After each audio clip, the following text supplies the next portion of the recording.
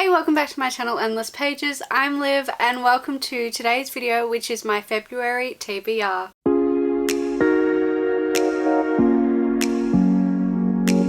It is already time to talk about what I am planning on reading in February, which is absolutely crazy. I don't really have a set TBR. This is more of a pile of possibilities, to be honest.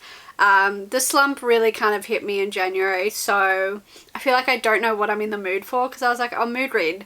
I'll just do like a mood ready kind of TBR, but I don't even know what I'm in the mood to read.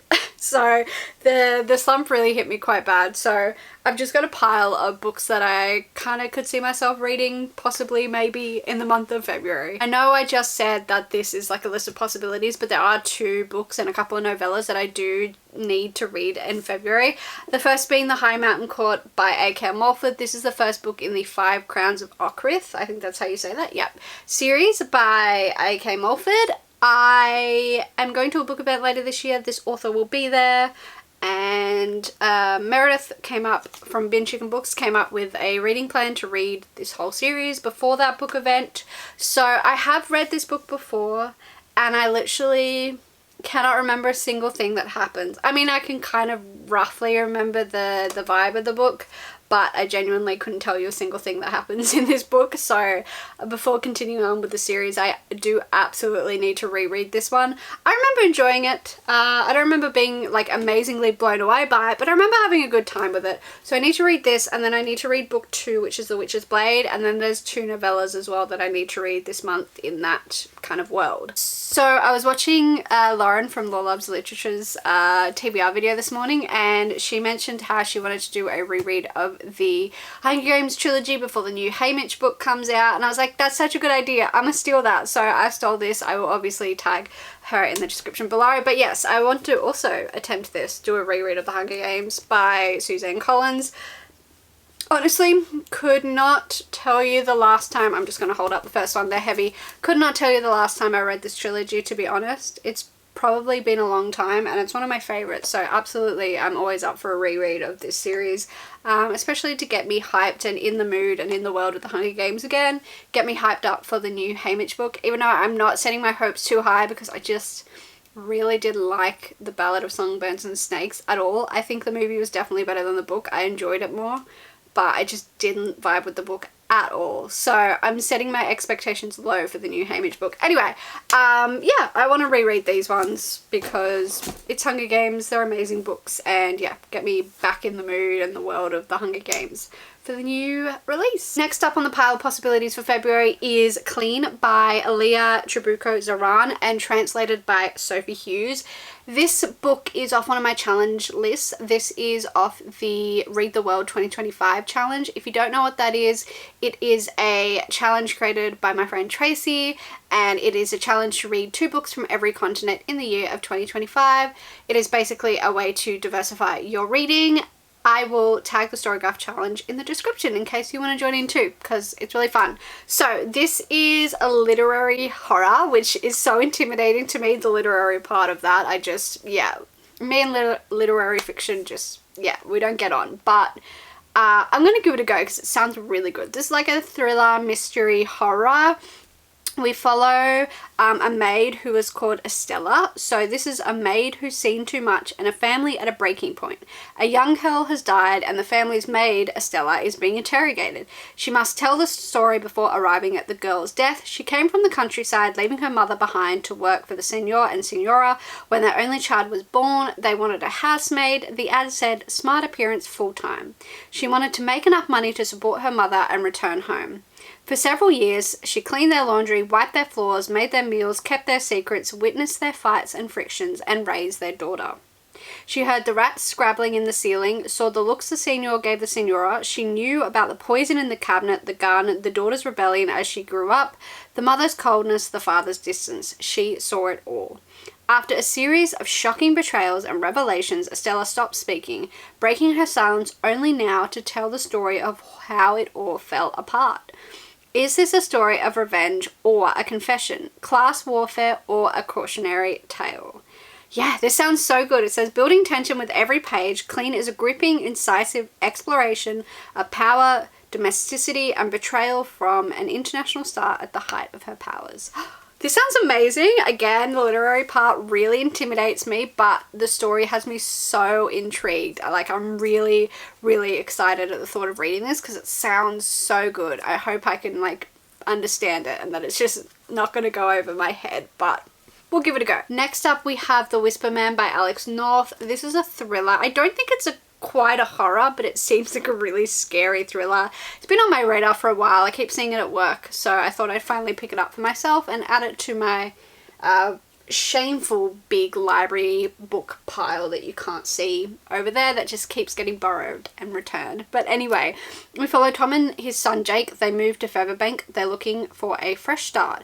But the sleepy village has a dark past. 15 years earlier, a serial killer haunted its streets. In the days before he struck, his young victims claimed to hear whispers in the night. Of course, an old crime need not trouble Tom and Jake until another boy goes missing.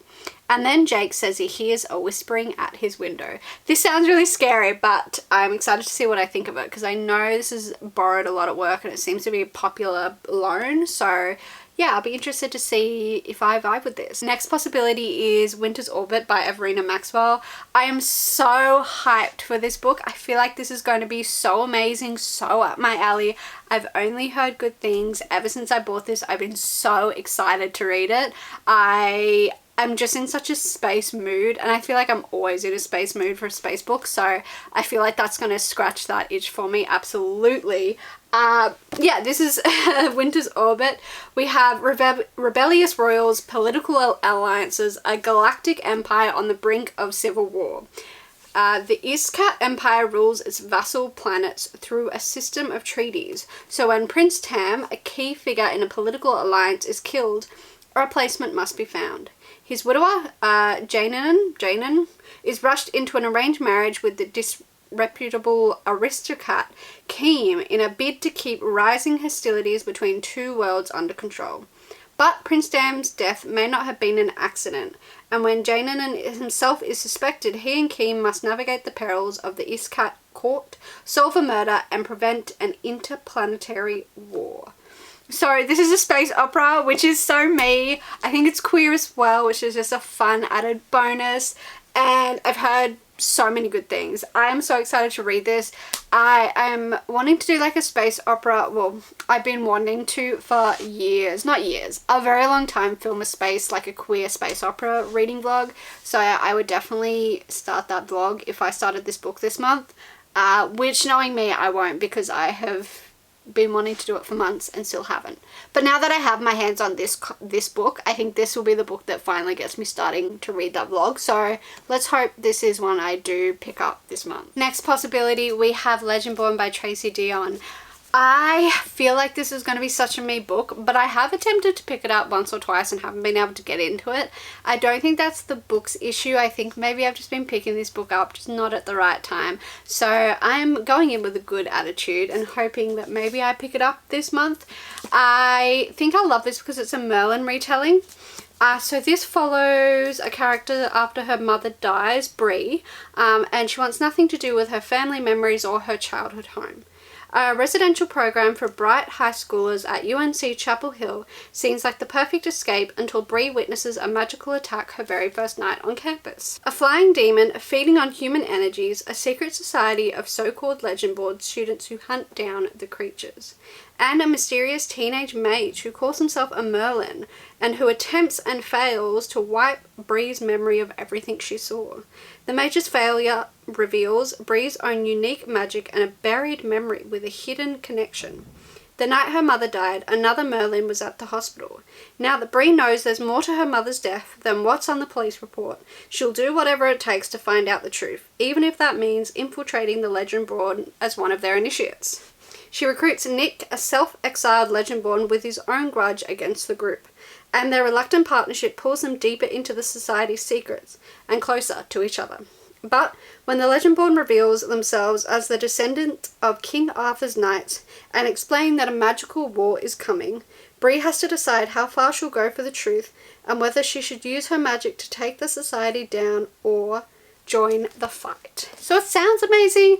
What I do think, though, I think it might be enemies to not enemies to lovers, sorry, it might be like a love triangle is what I meant to say. Yeah, it might be love triangle, which I don't like really, so I am kind of scared that the romance will annoy me a bit, but we'll give this another go. This is probably like my 4th or 5th attempt with this book if I pick it up this month, so here's hoping this is the attempt that finally gets me properly reading this book. So those are the 2 books that I need to read in February, plus a pile of possibilities.